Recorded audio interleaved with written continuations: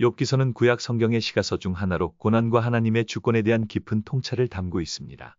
이 책은 의로운 사람 욥이 이유 모를 고난을 겪는 이야기를 통해 인간의 고통과 신앙에 대한 심오한 질문을 던지고 있습니다. 욥기는 하나님과 사탄의 대화를 시작으로 욥이 한순간에 모든 것을 잃는 사건과 그에 따른 욥과 친구들의 논쟁, 마지막에 하나님이 직접 욥에게 나타나시는 장면으로 구성되어 있습니다. 욥기서의 배경과 저자는 명확히 밝혀지지 않았지만 여러 가지 학설이 있습니다.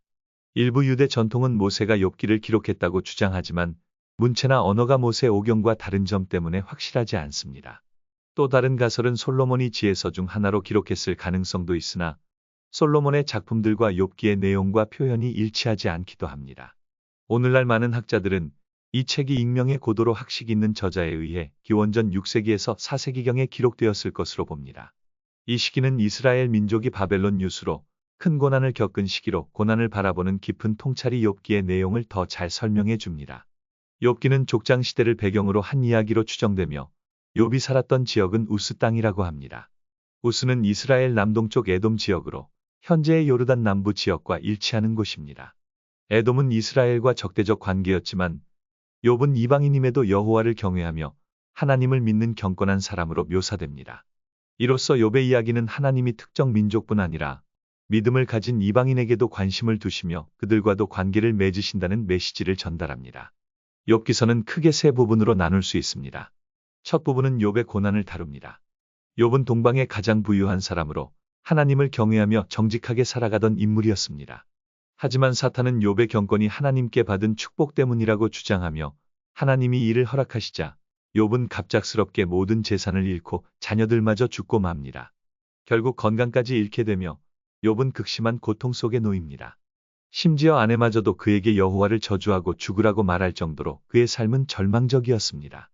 이 고난 속에서 욥은 자신이 겪는 고통에 대해 깊은 혼란과 질문을 하게 됩니다. 욥의 신앙은 고난 전후로 변화하게 되는데 처음에 그는 누군가를 통해 여호와에 대해 듣고 믿는 마치 전에 들은 하나님에 대해 신앙을 가진 모습이었습니다. 그는 매일 자녀를 위해 제사를 드렸고 죄에 대해 민감하게 반응하며 혹시라도 자신이나 자녀가 죄를 지었을까 염려했습니다. 하지만 그의 신앙은 종의 위치에서 하나님의 율법과 제사를 지키려는 것에 가까웠고 하나님을 아버지로 여기는 자녀로서의 신분을 온전히 누리지 못했습니다. 욥은 재앙으로 모든 것을 잃고 자신이 하나님을 위해 얼마나 열심히 살아왔는지를 생각하며 혼란스러워합니다.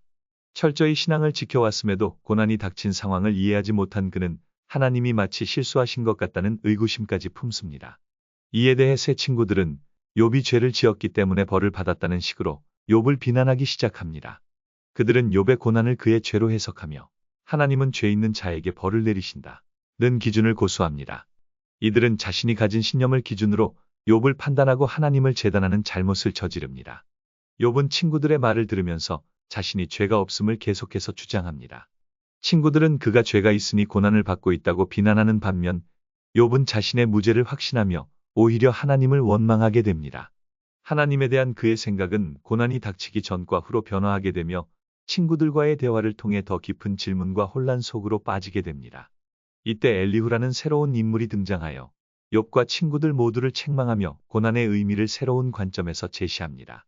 그는 욥의 고난이 단순히 죄의 결과가 아니라 하나님의 교육적 목적이 있을 수 있다고 말하며 욥에게 하나님 앞에 더욱 겸손해질 것을 권면합니다. 마침내 하나님이 직접 욥 앞에 나타나십니다.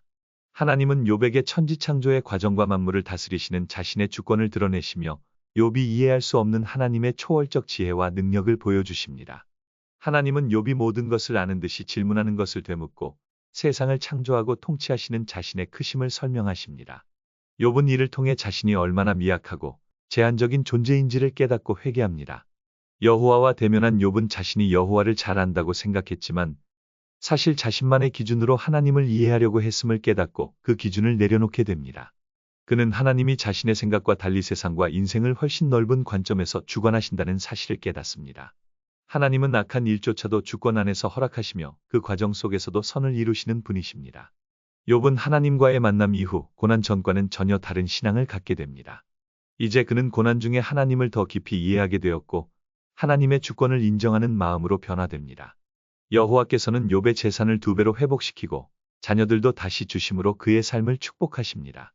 욥은 이제 고난을 통해 더 성숙한 신앙을 가지게 되었고 이후의 삶에서 이 깨달음을 주변 사람들에게도 전하며 살게 됩니다. 욥기서는 고난의 본질을 다루며 고난이 반드시 죄의 결과만은 아니며 하나님이 주시는 시험과 영적 성장의 과정일 수 있음을 가르쳐 줍니다. 이 책은 하나님이 모든 것을 다스리시는 주권자이심을 가르치며 인생의 시련 속에서 그분의 뜻을 온전히 신뢰할 것을 권면합니다. 욥은 시험을 통해 하나님을 더 깊이 알고 자녀로서의 신분을 누리며 더 성숙한 신앙을 갖게 되었습니다. 이러한 변화는 오늘날 신앙인들에게도 중요한 교훈을 제공합니다. 욥기서는 단순히 고난의 이야기 이상으로 하나님을 진정으로 알고 신뢰하는 신앙으로 나아가는 여정을 보여줍니다. 고난 속에서 하나님이 없다고 느끼는 순간에도 욥의 이야기는 하나님이 여전히 우리 삶을 주관하고 계시며 그분의 섭리를 신뢰해야 함을 알려줍니다. 이 책은 모든 세대의 신앙인들에게 고난 속에서도 하나님을 신뢰하고 의지하며 하나님의 선하신 계획을 믿고 살아가야 할 것을 가르쳐주는 깊은 영적 교훈을 전달합니다.